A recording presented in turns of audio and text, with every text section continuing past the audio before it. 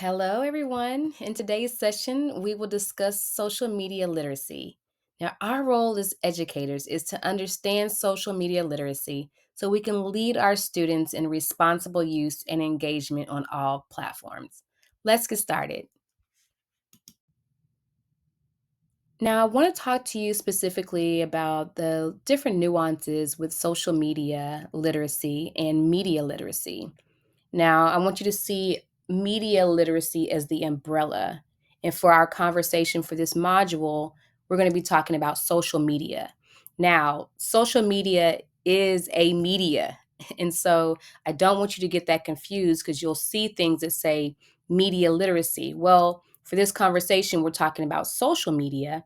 And social media literacy emphasizes skills like recognizing the effects of algorithms, understanding the spread of viral content, spotting misinformation and disinformation in user generated content, managing privacy settings, and navigating the social dynamics of online communities. So, as we talk about social media literacy, I want to outline two key terms for you: misinformation versus disinformation, because you, as well as students, are going to encounter both in social media. Now, misinformation refers to false or inaccurate information that is spread without the intention to deceive. For example, a teacher shares a social media post that says drinking cold water during a meal slows down digestion, and so they share it out with their other coworkers, and they might not let students get up and go to the water fountain during lunch. That's just a miss. It wasn't intentionally deceptive, but they were just sharing out something that didn't pan out to be a credible source. Disinformation, on the other hand, is deliberately false information that is spread with the intent to mislead or deceive others. Have to be very mindful of this in social media.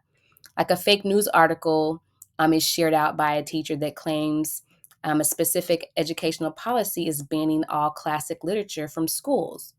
Well, there's an intent behind that information being shared out. It could be, to get people riled up in the community, to spread rumors and the like.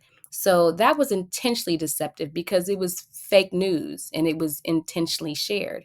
So there's a difference in trying to deceive and then a misinformation of, not checking a resource and then sharing it with others. The Ontario Ministry of Education in Canada created a framework that's comprised of five key concepts, and these key concepts prove to be very meaningful as it relates to media literacy. Number one, all media messages are constructed. Number two, media messages shape our perceptions of reality. Number three, different audience, different understanding of the same message. Number four, media messages have commercial implications. And number five, media messages embed points of view. So I want you to think about these five concepts. And I want you to think about them through the lens of the social media platforms that you engage in every single day, as well as your students. Number one, all media messages are constructed.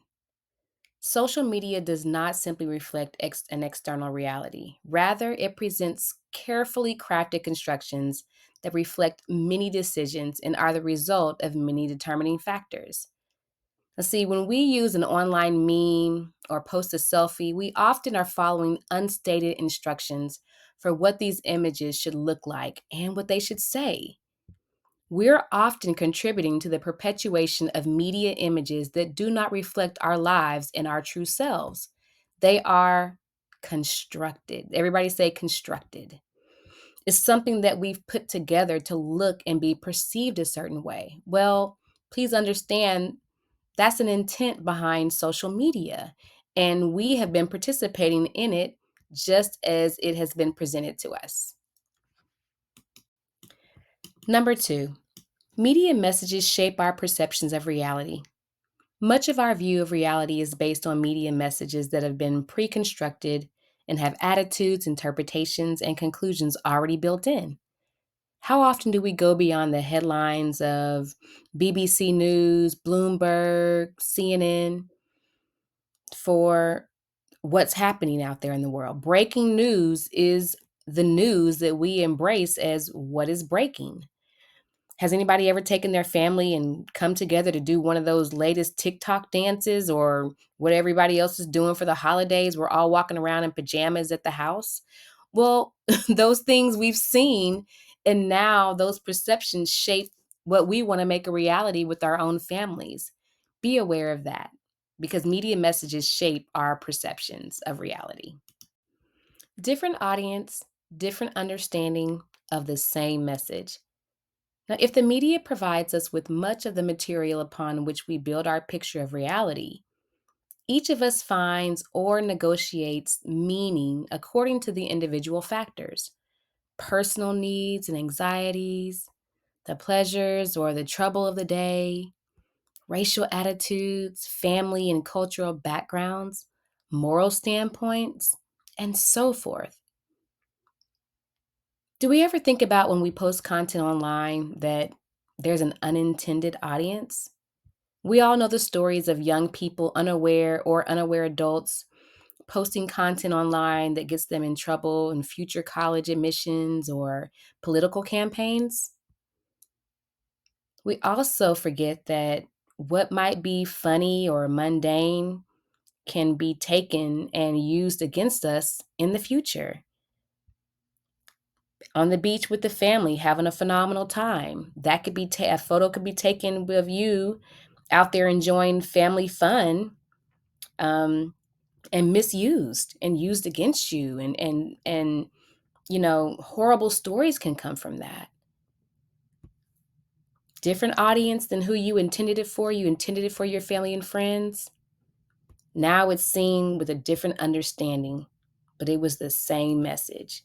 We have to be aware of this and we have to know this as we're posting. This is one of the most critical keys for our students. Number 4, media messages have commercial implications. They impinge upon content, the technique, and the distribution of content. Most see social media production is a business, and so it has to make a profit. Share a quick story. I left cable and I went to all streaming services. And then I found out months and months later, I was like, hey, what's the latest movie that's coming out at the movie theater? And I didn't know because why would a streaming service like Netflix or Amazon or anything else talk to me and point me towards a movie theater? No, they want to keep my money. They want me to stay at home watching them on my TV as opposed to going to a movie theater. Well, that's intentional. They don't give me commercials about the latest movie because that's not their intention. They want to keep me locked into the types of shows that I like on Netflix or the types of shows I like on Amazon to keep me glued in. So there's commercial implications even when there's no commercials. And so that's something we should think about as we continue to use our platforms. Number 5, media messages embed points of view. And this is oh so true. All media products are advertising in some sense, proclaiming values and ways of life. The mainstream media convey explicitly or implicitly ideological messages. Think about it. How are we using media to edit out what is undesirable about our world and our lives and feature only what is most photogenic or appeals to the lowest common denominator? How often do we go against the popular opinion of those we think of as our audience, even when we hold contrary opinions? We post what we think other people will like. We post pictures that we think people will heart. And so that in and of itself is a point of view that we are participating in. And so having to understand that, like, I don't want to say that your behaviors have to change. But once you know the intent behind it, it might change your behavior.